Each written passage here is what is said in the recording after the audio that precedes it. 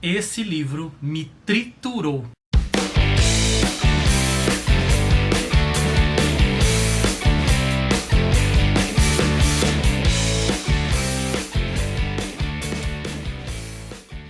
Salve pessoal, tudo bem com vocês? Sejam muito bem-vindos, muito bem-vindas a mais um vídeo aqui da Acrópole. Eu sou o Luigi e no vídeo de hoje eu vou falar um pouquinho para vocês sobre o livro Judas, do escritor israelense Amos Oz. Eu li nessa edição aqui de 2014 da Companhia das Letras.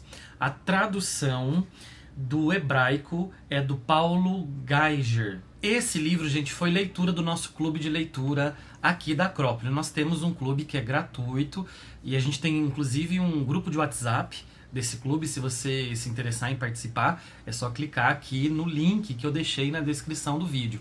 A gente se reúne uma vez por mês, a gente decide a agenda, vota de maneira bastante democrática, né, a agenda do semestre, e depois vai definindo os livros de acordo com os seus tamanhos, para a gente meio que dar uma balanceada na agenda. E aí caiu, coincidentemente, agora para o mês de outubro, o livro Judas do Amos Oz, e foi realmente uma grande coincidência, porque a gente passou a ler esse livro logo depois dos ataques do Hamas a Israel e da contraofensiva, né, de Israel para a faixa de Gaza, né, a tal da guerra entre judeus e islâmicos ali, né, o Estado da Palestina, enfim. Isso deixou a gente assim, uma sensação de, nossa, isso aqui é um livro que está falando de uma história que se passa nos anos 60, os personagens aqui, mas está tudo super muito atual, porque as coisas estão acontecendo e a gente fica vendo o noticiário. O livro tem em torno de 360 páginas, gente, e é uma leitura, assim, ao mesmo tempo muito prazerosa, mas também uma história muito lenta. Eu demorei para engrenar na leitura. Assim, eu acho que depois da página 200 só, não, minto, 150 talvez, que eu comecei a entrar mais na história, e depois da página 200 e pouco, aí eu já estava super mergulhado e querendo, né, consumir aquela literatura, querendo chegar ao fim dele, mas ao mesmo tempo com pena de chegar ao fim dele. Poucos livros na minha vida me deram essa sensação de não querer acabá-lo. Gente, é um livro que dá tanto pano pra manga, é tanto galho dessa árvore pra gente falar, assim, que eu não sei nem por onde começar. É muito assunto, é muita coisa, porque é um livro que ele vai tocar em assuntos muito coletivos, mas também em questões muito individuais. Então, assim, ao mesmo tempo que toca em coisas, não digo universais, mas de grupos grandes, mas também na questão do próprio indivíduo, na profundidade do eu. É um livro que me arrancou lágrimas em alguns momentos. Poucos livros também conseguiram fazer com que eu chorasse. E esse livro ele me marcou muito, me triturou muito, como eu disse no começo, pela história desses personagens, pela fatalidade, pela tristeza, pela ambição humana, pela guerra, sabe, pelo poder, o que tudo isso pode fazer no íntimo de cada ser, sabe? Basicamente, para vocês terem uma noção do que eu tô falando, o personagem principal se chama Shemuel, é um jovem rapaz que estava fazendo faculdade na Universidade Hebraica, né, de Jerusalém. A história se passa em Jerusalém. E ele decide interromper os estudos, porque o pai dele tinha uma empresa, a empresa meio que faliu, a irmã dele mora em Roma, e ele não pode mais, a família não pode mais sustentar, né? Então ele meio que acaba largando essa faculdade. Ele estava desenvolvendo uma tese da visão de Jesus pelos judeus, e então ele vai pegar um emprego na casa de uma família, vamos dizer assim, bastante estranha, diferente, misteriosa, porque mora só uma mulher e um senhor bem velho, e eles não têm de fato sanguíneo nenhum grau de parentesco. E ele tá ali pra entreter, digamos assim, esse senhor, cuidar dele ali. E ele é uma pessoa que tem todas as faculdades mentais, mas é uma pessoa que já está um pouco mais velha, tem dificuldade de mobilidade. E ele tá ali pra meio que conversar com essa pessoa, porque é um senhor que tá sozinho. E o emprego é emprego por apenas 4 meses, então ele tá ali só de passagem. O salário é baixo, mas pelo menos ele tem pouso e consegue ali também comer um pouco na casa, então ele vai ficando por ali. Essa que é a narrativa, basicamente. E esse senhor é o Wald. O Wald é uma pessoa muito inteligente, é um professor aposentado. Ele tinha um único filho que morreu na guerra, E, e a moça que mora lá, que é a Thalia, se eu não me engano, ela é a viúva desse filho dele que morreu. Então é a nora desse Wald. E o Wald, então, e o Shmuel passam momentos ali, muitas cenas, conversando, discutindo sobre temas bastante pertinentes para aquele momento, até para esse momento. O Wald, ele tá bastante desiludido com tudo por causa da perda do filho também. E é dessa guerra que não acaba nunca, né? Desses problemas da questão da solução dos dois estados aí, entre Israel e Palestina. E a Thalia é uma pessoa que se fechou depois da morte do marido, uma pessoa quase inacessível, é uma pessoa às vezes até um pouco ácida, né, com o Shmuel e com outras pessoas também. E o Shmuel, ele é um socialista, é um idealista, e ali eles começam a discutir sobre vários assuntos, inclusive essa questão da visão dos judeus para com Jesus.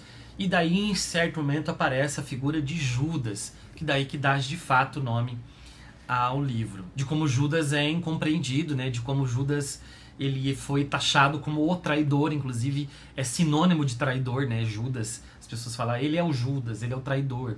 Porque Judas, segundo a tradição cristã, teria entregado Jesus, né? Teria denunciado Jesus, as figuras políticas da época, teria vendido por alguma quantidade lá de dinheiro, enfim, dado um beijo, inclusive, para que esses soldados soubessem quem era Jesus no meio daquelas pessoas todas. Isso é o que diz a tradição cristã, né? Então ele vai apresentar aqui um outro olhar em relação a Judas, como uma pessoa, na verdade, muito fiel a Jesus e que ele fez aquilo com um intuito muito específico. Mas eu não vou entrar nessa reflexão porque eu acho que é legal ler o livro para que vocês acompanhem esse raciocínio, né? E o porquê, então, dessa nova visão de Judas, etc. A Thalia tem sobrenome Abravanel. Abravanel acabou sendo, não tem nada a ver com Silvio Santos, tá? Se você for dar um Google aí, vai aparecer, né, o nome Senor Abravanel, que é o nome verdadeiro do Silvio Santos, e também das suas filhas, né, sobrenome Abravanel. Mas é um personagem fictício, tá? E de fato, Abravanel no Brasil é um sobrenome hebraico, é um sobrenome judeu. E esse cara, ele lutou logo depois, né, do fim da Segunda Guerra Mundial, com o sionismo, a imigração em massa de judeus para a região da Terra Santa, né? Esse espaço que está em disputa. Então, o fim do mandato britânico e tudo mais, criou-se a ideia de um estado, então, de dois estados, um estado judeu, um estado árabe na Palestina. E aí é onde está toda a confusão, né? A Palestina não aceita, né? Os árabes não aceitam o estado judeu, etc. E aí o Abravanel, ele é um idealista, ele acha que não precisa dividir em dois estados, que os dois povos podem conviver mutuamente com um mandato estrangeiro, por exemplo, para que não haja, né, nenhuma guerra entre os dois povos. Um povo, por exemplo, toma o poder e subjuga o outro. Então ele era idealista. E ele foi considerado um traidor pelos israelenses, justamente por pensar nessa questão conjunta com o povo árabe. Então falou, ele gosta de muçulmano, ele é traidor, ele não respeita o povo de Deus, etc. Então, assim, também tem essa figura muito, muito interessante de alguém que pensa para além dessas casinhas pré-estabelecidas. E o Shmuel é um menino muito, muito triste, muito fechado em si mesmo, que perdeu a namorada por um antigo namorado dela, né? Ela largou do Shmuel para namorar com esse outro cara que era namorado dela há muito tempo atrás, e já se casou diretamente com ele, então ele traz uma mágoa muito grande em relação a isso, uma tristeza muito profunda. Ele está meio perdido porque ele não quer mais continuar os estudos, ele não vê mais sentido, então ele não sabe muito para onde ir, ele está meio perdido, e essa casa vem ser mais ou menos não digo um direcionador para ele, mas para dar uma paz momentânea. E ele é um jovem aí de 20 e tantos anos, mas ele começa a se interessar pela Thalia, que é a viúva, né, do filho do Wald, e começa a tentar conquistá-la de alguma maneira. Ela é uma mulher de uns entre 45 e 50 anos, que é muito bonita, descrita por uma beleza, né, tendo uma beleza muito grande. E então ele se interessa muito por essa mulher, que na verdade, de fato, no início pelo menos o despreza. É um livro com bastante descrição dos ambientes, descrição corpórea, do pensamento também deles. Então é uma narrativa bastante lenta, em que você precisa, pelo menos eu precisei, meio que frear o meu ritmo de leitura para tentar saborear mais esse texto, que é muito bem feito. Então aqui também, como o texto, né, eu estou lendo em português, a gente vai ler em português, a gente tem que elogiar o Paulo aqui, que é o tradutor, porque conseguir trazer, né, essa prosa tão bem feita, tão bem construída para o nosso idioma não deve ter sido tarefa muito fácil. Há muito lirismo nessa prosa, há uma tristeza, parece que cola nos ossos e na alma desses personagens, que estão todos meio que contaminados também por essa falência da humanidade em conseguir lidar, né, com os seus conflitos internos. Foi o último livro escrito pelo Amos Oz. Ele morreu há pouco tempo atrás, 2018, se eu não me engano. E ele foi fundador de uma organização, né,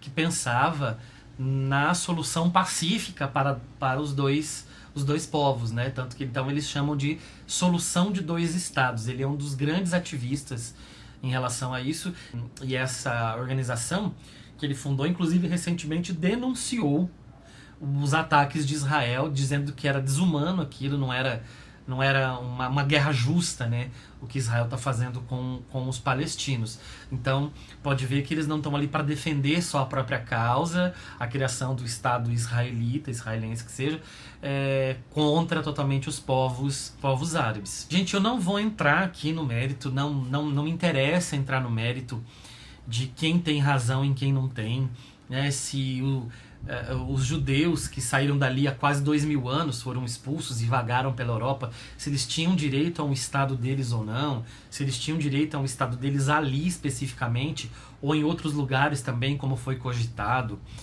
se o Hamas é uma organização de fato pró-Palestina, ou se eles são apenas terroristas, né? Eu não vou entrar porque assim dá muito pano para manga. Eu tenho minhas opiniões, mas eu acho que não cabem necessariamente nesse vídeo, porque vai alargar demais aí, e eu acho que não tem a ver de fato com a obra literária, né? Isso não é um canal de história, né? É um canal de política, embora a gente possa falar de história e política via literatura. Eu tenho uma tradição cristã, uma tradição católica na família, eu me criei dentro da igreja católica, participei de alguns movimentos, rompi com a igreja há mais ou menos uns 20 anos, mas assim, não tem como não me sentir próximo disso, porque é uma revisitação de alguns momentos, inclusive bíblicos aqui, ou da tradição apostólica, que são revisitados e revistos. Então assim, me agrada muito adentrar de novo esse mundo, e adentrar com um olhar diferente também. É por isso que me acendeu também a chama, e eu acabei comprando os 4 evangelhos numa tradução nova, né, do Frederico Lourenço, para poder ler. Inclusive quero fazer um vídeo futuramente falando sobre a Bíblia de um ponto de vista literário e não religioso. E aqui a gente tem inclusive então a junção, né, das 3 grandes religiões, porque Jerusalém ela é uma cidade sagrada para as 3 grandes religiões, né, em número de fiéis na humanidade, que é o cristianismo, o islamismo e também o judaísmo. Então quando a gente fala desse local, quando a gente fala da história, quando a gente fala de pertencimento, é muito delicado, porque vai trazer toda uma história de povo e também uma história de religião, e aí os ânimos ficam muito acirrados mesmo. Então é uma questão palestina aqui, mas vista por um prisma de Israel, por vários prismas de Israel, na verdade, né? De como tem várias visões aqui, a gente tem acesso a várias visões sobre a questão, mas sempre dentro de um olhar israelense e não palestino. E eu pretendo ler mais livros, mas também acessar justamente essas mesmas histórias, esse mesmo local, por um outro ponto de vista, pelo um ponto de vista palestino, por exemplo. São poucos livros que eu gosto de reler, e esse eu tenho a certeza absoluta, eu terminei com a sensação de que eu vou reler esse livro na minha vida em algum momento, ou talvez até mais do que em algum momento. É um livro que, já disse algumas vezes, me marcou demais, conversou muito comigo, traz uma sensibilidade muito grande, tem uma profundidade emocional nos personagens, uma profundidade de não julgamento dessas personagens, mostrando todos os lados de como as pessoas são de fato ambíguas, né? Elas têm camadas e camadas e camadas de complexidade. Isso é muito rico e é muito verossímil. E eu vou ler só um trechinho para vocês terem uma ideia dos assuntos tratados, né? Olha só. Vocês queriam um Estado, queriam independência, bandeiras e uniformes e cédulas de dinheiro e tambores e clarins. Vocês derramaram rios de sangue limpo, sacrificaram uma geração inteira, expulsaram centenas de milhares de árabes de suas casas, enviaram navios cheios de imigrantes sobreviventes de Hitler direto do cais para os campos de batalha. Tudo isso para que aqui houvesse um Estado de judeus. E vejam o que vocês receberam. Um livro belo, poético, histórico, triste, melancólico e potente. Esse é Judas de Amos Oz, que eu recomendo muito, com uma ênfase muito forte, gente. Espero que vocês tenham gostado da minha resenha. Muito obrigado por ter chegado até aqui no vídeo. Na descrição aqui desse vídeo você vai encontrar vários links. Um deles eu já falei, né, que é o nosso clube de leitura. Também tem um link para o nosso canal do Telegram, onde eu divulgo promoções de livros. Tem também links aqui para os livros que eu escrevi e traduzi. Se você se interessar, é só acessar. E também tem o nosso link da Amazon. Peço para que você, se você for comprar, quando for comprar algo na Amazon, venha até os nossos vídeos, clique no link que está na descrição da maioria dos vídeos que a gente está postando aqui, e você vai ser redirecionado com o nosso link para a Amazon. Você não paga nada mais por isso, mas a gente ganha uma comissão. Isso é muito importante para a existência do canal.